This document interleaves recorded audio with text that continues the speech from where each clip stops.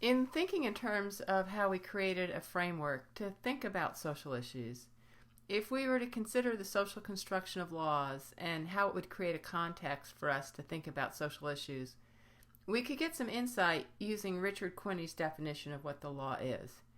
He states that the law is a political instrument used by certain groups to further their own interests, often at the expense of others.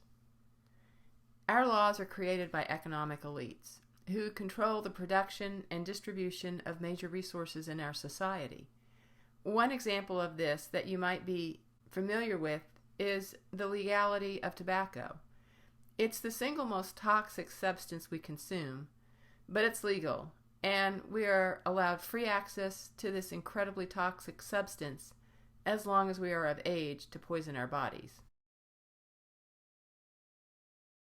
Who writes these laws? Our legislatures. We should consider then their class standing and what their personal interests may be in promoting certain laws. Understand that senators and congressmen are far wealthier than the average citizen, that the net worth of the average senator is in excess of $10 million. The average House representative's net worth is over $5 million. Don't forget that running for office costs millions of dollars. Sometimes this money comes from personal finances, sometimes it comes from a political party, but it also comes from political action committees and special interest groups, entities that the lawmakers may be beholden to when it's time to promote or vote for legislation. We think certain areas of our lives are private, but many areas either have laws that govern or regulations. But our intimate experiences are always subject to societal and sometimes state control. Marriages, for example, are legal contracts.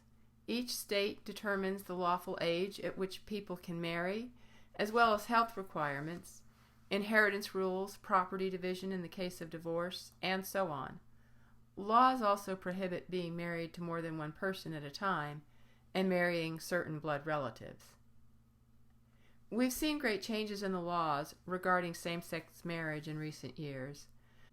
But the bottom line is there's a great deal more regulation on intimate relations in our society. Because we assume that certain laws are basic social rules, we just don't question them. I do want to point out the former miscegenation laws and what they entailed.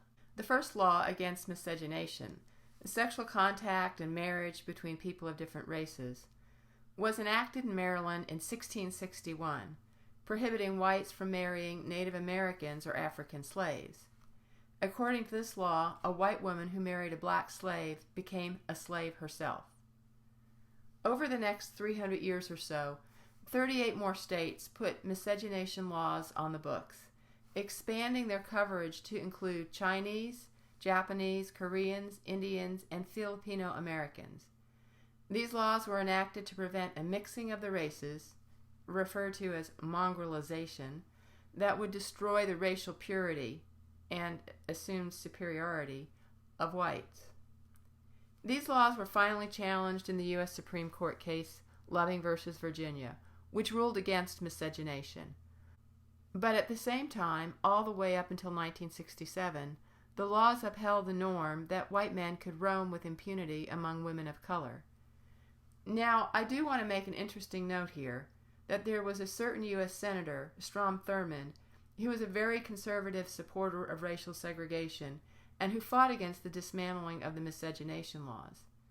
It turned out that after his death in 2004, that he happened to have a biracial daughter whose identity was never public knowledge, and that she revealed her existence after his passing in 2004.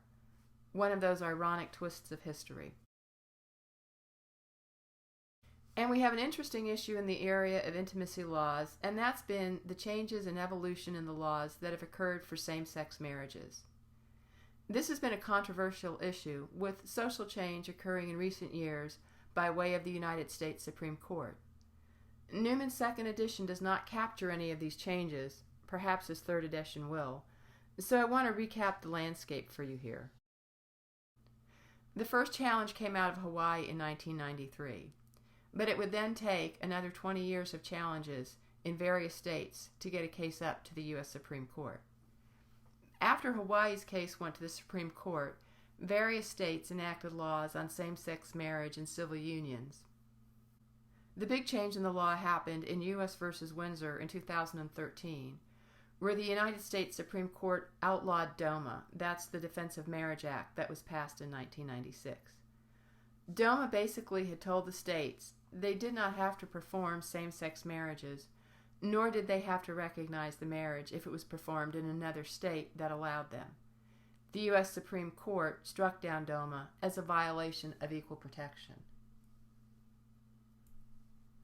In 2015, the U.S. Supreme Court issued the Obergefell decision, which requires that states issue marriage licenses to same-sex couples and to recognize same-sex marriages validly performed in other jurisdictions.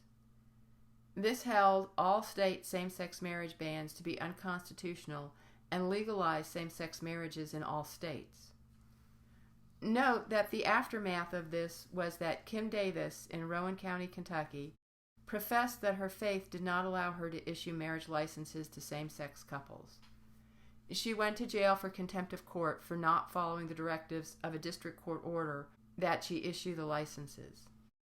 Eventually, she determined that she would allow an assistant clerk to issue the license after she had spent enough time in jail to think about how to solve the problem.